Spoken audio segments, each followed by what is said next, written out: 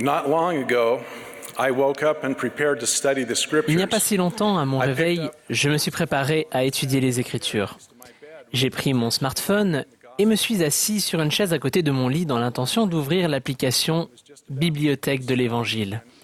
J'ai déverrouillé mon téléphone et j'étais sur le point de commencer à étudier quand j'ai reçu une demi-douzaine de notifications de SMS et d'emails arrivés pendant la nuit. Je me suis dit, je vais vite vérifier ces messages, puis j'étudierai les Écritures. Eh bien, 2 heures plus tard, j'étais toujours occupé à lire des SMS, des emails, des flashs d'informations et des messages sur les réseaux sociaux. Quand je me suis rendu compte de l'heure, je me suis mis frénétiquement à me préparer pour la journée. Ce matin-là, je n'ai pas étudié les Écritures et en conséquence, je n'ai pas obtenu la nourriture spirituelle que j'espérais. Je suis sûr que beaucoup d'entre vous savent de quoi je parle. Les technologies modernes sont à bien des égards une bénédiction. Elles peuvent nous connecter à nos amis, à notre famille, à des informations et des nouvelles sur l'actualité du monde entier. Cependant, elles peuvent aussi nous détourner de la connexion la plus importante, notre connexion avec les cieux. Je répète ce que notre prophète, le président Nelson, a dit. Nous vivons dans un monde complexe et de plus en plus querelleur. Du fait de la disponibilité incessante des réseaux sociaux et du cycle des actualités 24 heures sur 24, nous sommes constamment bombardés de messages. Pour avoir le moindre espoir de faire le tri parmi les myriades de voix et des philosophies des hommes qui attaquent la vérité, nous devons apprendre à recevoir la révélation. Le président Nelson a ensuite fait cette mise en garde.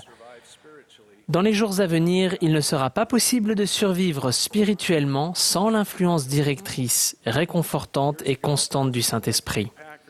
Il y a quelques années, Boyd K. Packer a parlé d'un troupeau de chevreuils qui, en raison de fortes chutes de neige, avait été bloqué en dehors de son habitat naturel et risquait de mourir de faim. Des personnes bien intentionnées, dans le but de sauver les chevreuils, avaient déversé des camions de foin aux alentours. Ce n'était pas ce que les chevreuils mangeaient habituellement, mais elles espéraient que cela leur ferait au moins passer l'hiver. Malheureusement, la plupart des chevreuils ont plus tard été retrouvés morts. Ils avaient mangé le foin, mais cela ne les avait pas nourris, et ils étaient morts de faim, le ventre plein. Nombre des messages dont nous sommes bombardés à l'ère de l'information sont l'équivalent spirituel du foin pour les chevreuils. Nous pouvons les manger toute la journée, mais ils ne nous nourrissent pas. Où trouvons-nous la vraie nourriture spirituelle? Le plus souvent, elle n'est pas à la mode sur les réseaux sociaux. Nous la trouvons lorsque nous allons résolument de l'avant sur le chemin des alliances, nous tenant continuellement et avec fermeté à la barre de fer, et mangeons du fruit de l'arbre de vie. Cela signifie que chaque jour, nous devons délibérément prendre le temps de nous déconnecter du monde afin de nous connecter avec les cieux. Dans son rêve, Léhi vit des gens qui mangeaient du fruit, mais l'abandonnaient ensuite à cause de l'influence du grand et spacieux édifice, l'orgueil du monde. Des jeunes peuvent être élevés dans un foyer de saints des derniers jours, assister à toutes les réunions et à tous les cours de l'Église voulus, et même participer aux ordonnances du temple, puis s'éloigner dans des sentiers interdits et se perdre. Pourquoi cela arrive-t-il ? Dans de nombreux cas, c'est parce que, bien qu'ils aient pu donner des signes de spiritualité, ils n'étaient pas vraiment convertis. Ils recevaient à manger, mais n'étaient pas nourris. En revanche, j'ai rencontré beaucoup d'entre vous. Vous êtes de jeunes saints des derniers jours, forts, brillants et fidèles.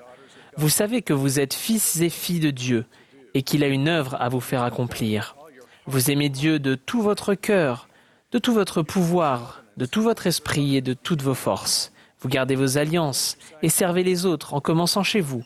Vous exercez votre foi, vous vous repentez, vous améliorez chaque jour et cela vous procure une joie durable.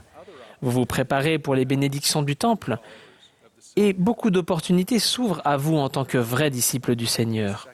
Vous contribuez à préparer le monde à la seconde venue en invitant les gens à aller au Christ et à recevoir les bénédictions de son expiation. Vous êtes connectés aux cieux. Oui, vous affrontez des difficultés, mais il en est de même pour chaque génération. C'est notre époque et nous devons être fidèles, avoir la foi.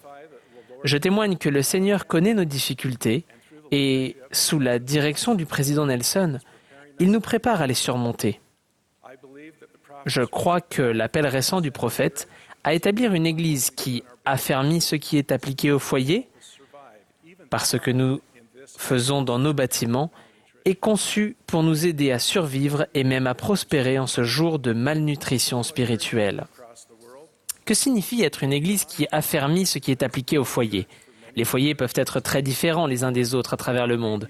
Vous faites peut-être partie d'une famille qui est dans l'Église depuis de nombreuses générations. Vous êtes peut-être le seul membre de l'Église dans votre famille. Vous êtes peut-être marié ou célibataire, avec ou sans enfant. Quelle que soit votre situation, vous pouvez faire de votre foyer un centre d'apprentissage et de mise en pratique de l'Évangile. Cela implique simplement d'assumer la responsabilité de votre conversion et de votre progression spirituelle. Cela implique de suivre le conseil du président Nelson de transformer votre foyer en sanctuaire de foi. L'adversaire tentera de vous convaincre que la nourriture spirituelle n'est pas nécessaire, ou, plus sournoisement, qu'elle peut attendre. Il est le maître de la distraction et l'auteur de la procrastination.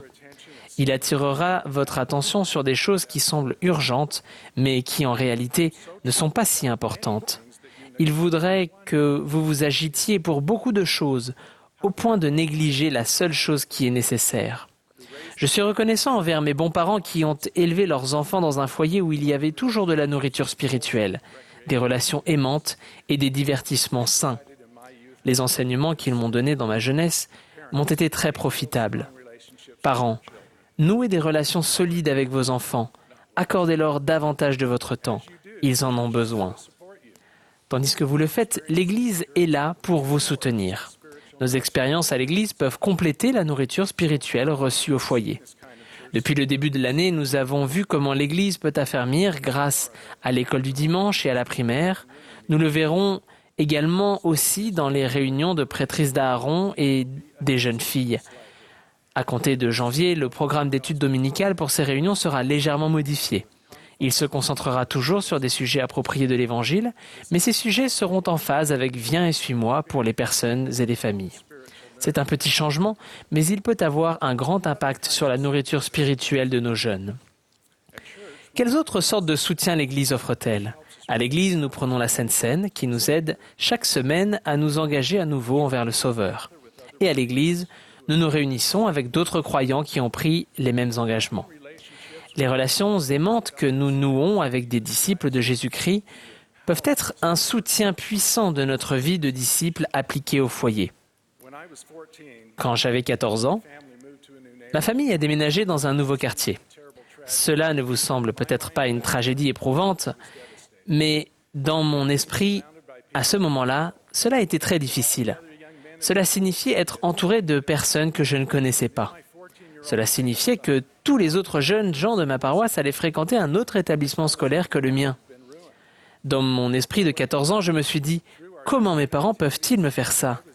J'avais l'impression que ma vie avait été détruite. Cependant, grâce à nos activités des jeunes gens, j'ai pu nouer des relations avec les autres membres de mon collège et ils sont devenus des amis. En outre, des membres de l'épiscopat et des consultants de la prêtrise d'Aaron ont commencé à s'intéresser particulièrement à moi. Ils ont assisté à mes compétitions sportives, ils m'ont écrit des mots d'encouragement que j'ai conservés jusqu'à aujourd'hui. Ils ont continué à rester en contact avec moi après mon entrée à l'université et après mon départ en mission. L'un d'eux était même à l'aéroport à mon retour. Je serai à jamais reconnaissant envers ces bons frères pour leur amour et leurs attentes élevées. Ils m'ont dirigé vers les cieux et ma vie est devenue radieuse, heureuse et joyeuse. En tant que parents et dirigeants, comment pouvons-nous aider les jeunes à savoir qu'ils ne sont pas seuls sur le chemin des alliances? En plus de nouer des relations individuelles, nous les invitons aux rassemblements de toute taille, des conférences FSY, aux camps de jeunes, en passant par les activités hebdomadaires de collège ou de classe.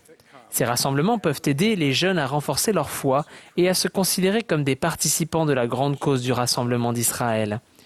Ne sous-estimez jamais la force qu'apporte le fait de se réunir avec des gens qui essayent aussi d'être forts. Évêques et autres dirigeants, veillez à nourrir les enfants et les jeunes de votre paroisse. Accordez-leur plus de votre temps, ils en ont besoin. Que vous soyez dirigeant, voisin, membre du collège ou simplement membre de l'Église, si vous avez l'occasion de toucher la vie d'un jeune, aidez-le à se connecter avec les cieux.